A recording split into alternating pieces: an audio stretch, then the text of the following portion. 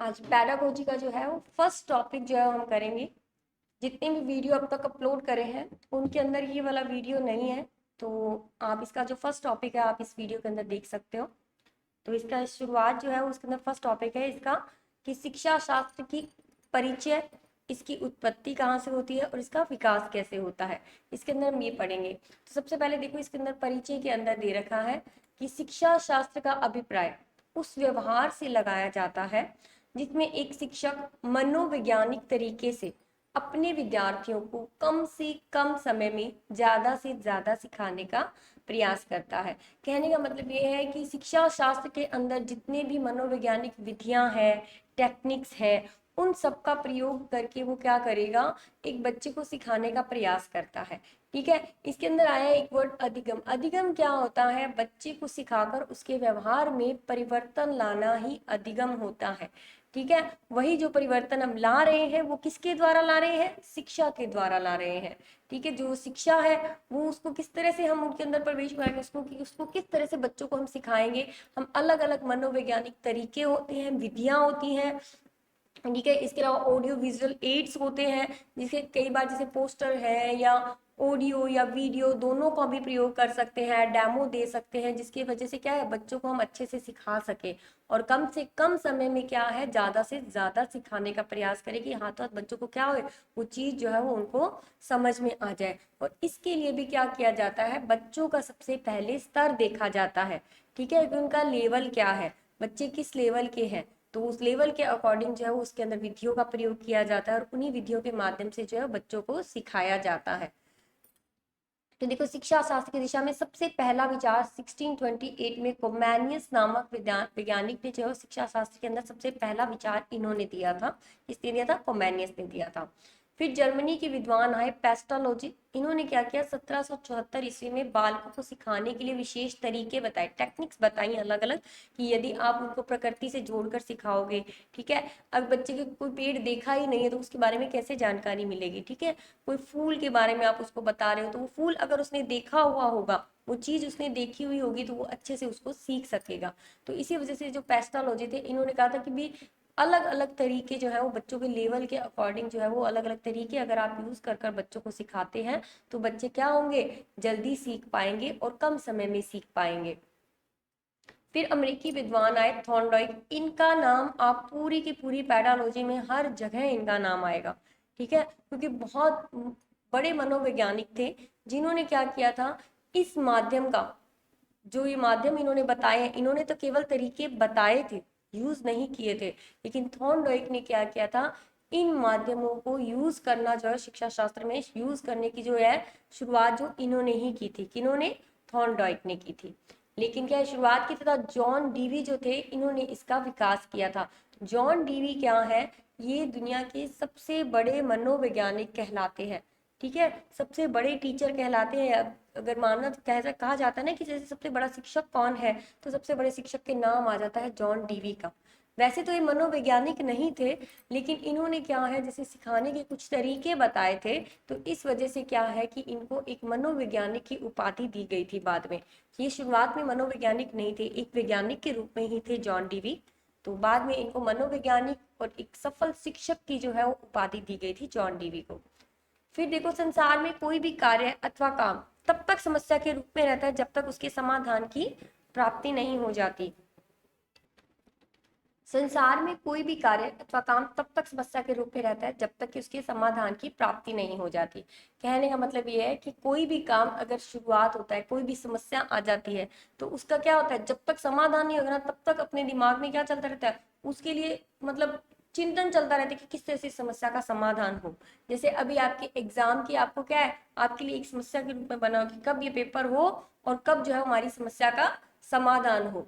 ठीक है, तो वो क्या होता है, जब तक वो काम पूरा नहीं हो जाता तब तक वो क्या रहता है, एक समस्या के रूप में रहता है।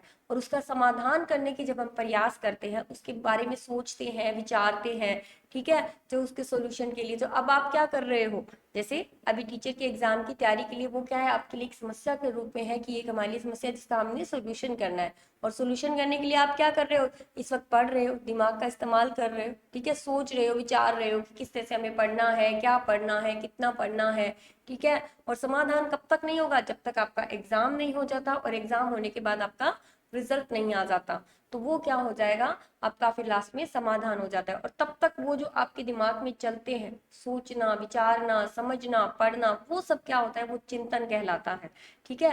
पूरी की पूरी पेडागोजी जो है वो एक चिंतन और अधिगम, ये दो शब्द जो होंगे वो बार बार इस्तेमाल होते हैं कि व्यक्ति क्या होता है किसी भी समस्या का समाधान करने के लिए क्या करता है, चिंतन करता है, और चिंतन करने के बाद उस समस्या का समाधान निकालता है। और वो समाधान क्यों आएगा, क्योंकि उसने उस चीज के बारे में सीखा है, ठीक है। अधिगम होगा, सीखी हुई चीज होगी, तो उस चीज का समाधान क्या कर पाएगा, आसानी से कर पाएगा।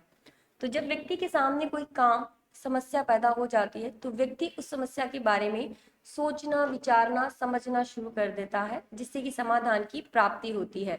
जैसे छोटे बच्चे होते हैं, आप उनको कोई प्रोजेक्ट दे देते हो, प्रोजेक्ट देने के बाद वो क्या करेंगे, आप उससे संबंधित उनको कुछ नहीं बताओगे, कि आपको एक आर्ट एंड क्राफ्ट का एक टॉपिक दिया जाता है, उससे रिलेटेड आप क्या करो, उसके बारे में आपको एक प्रोजेक्ट तैयार करना है। आपने बच्चों को प्रोजेक्ट दे दिया और उसके बारे में थोड़ा बहुत इंट्रो दिया, उसके बाद वो बच्चे क्या करेंगे, अपने अपने दिमाग लगाकर जो है वो उसको क्या करेंगे, उसको शॉर्ट आउट करने की कोशिश करेंगे। आप उनको टाइम पीरियड दे देते हो कि इतने दिनों में जो है वो आपके प्रोजेक्ट या फाइल जो होती है वो सबमिट करवानी है, वो आपके लिए क्या करेगी, जब तक आप उस प्रोजेक्ट को सबमिट नहीं कराओगे तब तक वो आपके लिए क्या बनी रहेगी, एक समस्या बनी रहेगी, और तब तक उसके बारे में आपके दिमाग में क्या चलता रहेगा, सोचना, विचारना, समझना, यानी कि चिंतन जो है वो चलता रहेगा।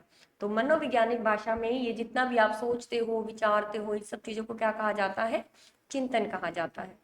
फिर देखो कुछ लोगों ने इसकी परिभाषा दी है, मनोवैज्ञानिक है, जिनमें से हम्प्री के अनुसार है, चिंतन का जन्म समस्या के समय होता है। समस्या के समय होगा, जब तक कोई समस्या नहीं आएगी तब तक हम क्या करते हैं, दिमाग को बिल्कुल फ्रेश रखते हैं, ठीक है, कि कोई चिंतन है नहीं, कोई समस्या ही नहीं है, तो हम किसके बारे में सोचें। समस्या आएगी तो उसके बारे में हम बहुत सारी चीजें सोचते हैं, क्योंकि समस्या के समय प्राणी को लक्ष्य का रास्ता नजर नहीं आता है, क्योंकि जब तक समस्या होती है तब तक क्या होगी, तब तक उसको लक्ष्य का रास्ता नजर नहीं आता, उस वक्त वो क्या करता है, केवल समाधान ढूंढने का प्रयास करता है। फिर रॉस के अनुसार है, चिंतन एक क्या है, मानसिक गत्यात्मक क्रिया है जो समस्या समाधान के लिए उपयोगी है। मानसिक गत्यात्मक को भी क्या कहा गया है, उन्होंने इसको क्या कह दिया, सोचना, समझना, विचारना कह दिया, और इन्होंने क्या कह दिया उसको, मानसिक गत्यात्मक, क्योंकि मान अपने जो दिमाग के अंदर गति होती रहती है ना, सोचने की, विचारने की, वो सब क्या कहलाती है, मानसिक गत्यात्मक क्रियाएं कहलाती हैं, जो कि क्या करती है, समस्या के समाधान के लिए बहुत ही उपयोगी होती है। देखो शिक्षण कार्य जो दुनिया का सबसे कठिन कार्य है, क्योंकि वो क्या कर रहा है, एक मनुष्य क्या करता है, एक दूसरे मनुष्य का निर्माण करता है, ठीक है। एक टीचर क्या करता है, एक बच्चों का जो निर्माण करता है, बच्चों के दिमाग का विकास करता है बच्चों का, कि वो आगे जाकर एक अच्छे इंसान बने। तो ये सारा दायित्व किसका होता है, एक शिक्षक का होता है, और ये बहुत ही बड़ी रिस्पॉन्सिबिलिटी होती है एक शिक्षक के लिए। तो इसी वजह से क्या होता है, दुनिया का सबसे बड़ा और कठिन कार्य होता है बच्चों को सिखाना, क्योंकि क्या होता है, हर एक बच्चे क्या होते हैं, अलग अलग लेवल के होते हैं, ठीक है, अलग अलग जगह से आए हुए होते हैं, और किसी को क्या होता है, किसी को कोई लैंग्वेज समझ नहीं आती, किसी को कोई लैंग्वेज समझ नहीं आती। छोटे बच्चों को पढ़ाना तो और भी मुश्किल होता है, और बड़े बच्चे होते हैं तो उनको थोड़ी समझ होती है, तो उनको थोड़ी बहुत अगर आप ज्ञान देते हो तो उनको थोड़ी बहुत क्या होता है, उनको समझ में आना शुरू हो जाता है। तो इसी वजह से शिक्षण कार्य जो होता है ना वो बहुत कठिन होता है, बच्चों को सिखाना बहुत मुश्किल होता है, किसको किस विधि से समझ में आएगा, कैसे नहीं आएगा। बच्चों का दिमाग रीड करना, उनको पढ़ना कि बच्चा क्या चाहता है, किस तरह से वो सीखना चाहता है, उसमें रुचि कैसे डेवलप की जाए उस सब्जेक्ट को लेकर, उसे मोटिवेट कैसे किया जाए। तो ये सारे काम किसके होते हैं, एक शिक्षक के होते हैं। अगर वो इन सब काम को बहुत अच्छे तरीके से करता है तो वो क्या है, इसका मतलब उसने पेडागोजी बहुत अच्छे से पढ़ी है। अगर पेडागोजी का ज्ञान होगा, शिक्षा शास्त्र का ज्ञान होगा, तो वो इन समस्याओं का समाधान बहुत ही इजीली कर सकता है टीचर। तो मनुष्य का निर्माण करता है, इसलिए किसी भी प्रकार की कोई भी गलती अगर शिक्षक के द्वारा हो जाती है तो वह उसके लिए एक बहुत बड़ी समस्या भी बन जाती है, ठीक है। और अगर उसे शिक्षा शास्त्र का ज्ञान होगा तो वो उसके लिए एक समस्या नहीं बनती है, फिर वो उसको किसी भी तरह से उसको हैंडल कर सकता है। शिक्षा शास्त्र इस स्थिति में मदद करता है और पहले तो गलती करने से बचाता है। अगर ज्ञान होगा तो पहली बात तो हम गलती करेंगे ही नहीं उसको सिखाने में, ठीक है। और अगर गलती हो भी जाती है तो वो उसके पास ऐसी ऐसी टेक्निक होती है कि वो क्या करता है, बच्चों को पता भी नहीं चलने देता कि उससे गलती हो गई और उसने उसको सुधार भी लिया, ठीक है। तो गलती करने से बचता है और यदि गलती से हो भी जाए तो उसको ठीक करने में क्या करता है हमारा शिक्षा शास्त्र, मदद करता है। अगर आप शिक्षा शास्त्र नहीं पढ़ोगे, ठीक है, आपको उसका ज्ञान नहीं होगा, तो आप क्या करोगे, वो गलती होने के बाद वो ठीक करनी आपको नहीं आएगी। इसके लिए व्यक्ति का चिंतन महत्वपूर्ण होता है, जिसके द्वारा शिक्षक पढ़ाने से पहले ये सोच लेता है कि मुझे क्या पढ़ाना है, क्यों पढ़ाना है, कितना पढ़ाना है और कैसे पढ़ाना है। अगर आप ये पहले ही सोच कर जाओगे कि मुझे बच्चों को क्या पढ़ाना है, कितना पढ़ाना है, ठीक है, और इतना ही समय होगा मेरे पास, एक टाइम पीरियड होता है ना कि 45 मिनट की क्लास होगी या 30 मिनट की क्लास होगी, तो उसके अकॉर्डिंग आप अपना चैप्टर तैयार करके जाते हो। तो उस चैप्टर के अकॉर्डिंग क्या है कि आपको उसके अंदर क्वेश्चन भी पूछने हैं, ठीक है, पहले से भी पूछना है कि पहले से आपको पूर्व ज्ञान कितना है, फिर आप उसको पढ़ाना शुरू करते हो। फिर पढ़ाने के अंदर आप किस विधियों का प्रयोग कर रहे हो जिससे बच्चों को क्या हो जाए, जल्दी समझ में आ जाए, ठीक है, और उसको कैसे पढ़ाया जाए। तो ये सारी बातें अगर वो पहले से डिसाइड कर कर जाते हैं, यानी कि पूर्व योजना बनाकर जाएगा, तो समस्याएं कैसी आएंगी, कम आएंगी और गलतियां होने के चांसेस भी कम रहेंगे, ठीक है। जो पेडागोजी नहीं पढ़ता है, जिसको इसका ज्ञान नहीं होता है, तो वो क्या करेगा, वो सीधा जाकर क्लास में खड़ा हो जाता है और वहां जाकर जो है वो कम से कम उसके 10 मिनट तो इसमें वेस्ट हो जाते हैं कि उसको क्या पढ़ाना है। पहले वो बच्चों की बुक मांगेगा, बुक देखकर फिर देखेगा कि मुझे इनमें से क्या पढ़ाना है, ठीक है। हाथों हाथ कोई भी ऐसा व्यक्ति नहीं होता है, चाहे वो शिक्षक ही क्यों नहीं हो, कि हाथों हाथ उसको इतना ज्ञान हो कि वो उसको बच्चों को अच्छे से एक्सप्लेन कर सके। तो उसको भी पहले से पढ़ना पड़ता है, ठीक है। एक टीचर भी आता है तो उसको भी क्या होता है, पहले से थोड़ा बहुत ज्ञान जो है वो अपने साथ लाना पड़ता है बच्चों को पढ़ाने के लिए। तो उसको कैसे पढ़ाना है, क्या पढ़ाना है, कितना पढ़ाना है, तो उसको पूर्व योजना बनाकर क्लास में जानी चाहिए। फिर है शिक्षण एक प्रक्रिया। प्रत्येक उस कार्य को प्रक्रिया कहा जाता है जिसमें कम से कम दो व्यक्ति हो, ठीक है। इसमें भी क्या होते हैं, दो व्यक्ति होते हैं, एक टीचर है और दूसरे क्या है, स्टूडेंट है। तो उन दोनों के बीच में किसी प्रकार का कोई आदान प्रदान हो, शिक्षा का आदान प्रदान होता है। शिक्षण कार्य भी एक ऐसा ही कार्य होता है जिसमें एक शिक्षक और शिक्षार्थी के बीच क्या होता है, विचारों का आदान प्रदान होता है, जिसमें क्या होता है, जो विद्यार्थी होता है वो केंद्र बिंदु माना जाता है, ठीक है, क्योंकि सारा कुछ किसके इर्द गिर्द घूमता है, विद्यार्थी के इर्द गिर्द जो है वो घूमता रहता है। इसलिए शिक्षार्थी को क्या माना जाता है, शिक्षा शास्त्र में बिल्कुल केंद्र बिंदु माना जाता है। फिर है जैक्सन के अनुसार शिक्षण वह प्रक्रिया है जिसमें एक परिपक्व व्यक्ति यानी मेच्योर व्यक्ति, मेच्योर कौन होगा, शिक्षक होगा, और अपरिपक्व व्यक्ति यानी कि इनमेच्योर कौन सा होगा, विद्यार्थी होगा, जिससे किसी भी तरह का कोई ज्ञान नहीं है। तो एक परिपक्व व्यक्ति क्या करता है, एक अपरिपक्व व्यक्ति को शिक्षा प्रदान करता है। तो वो किसके अनुसार है, जैक्सन के अनुसार शिक्षण की वही प्रक्रिया है।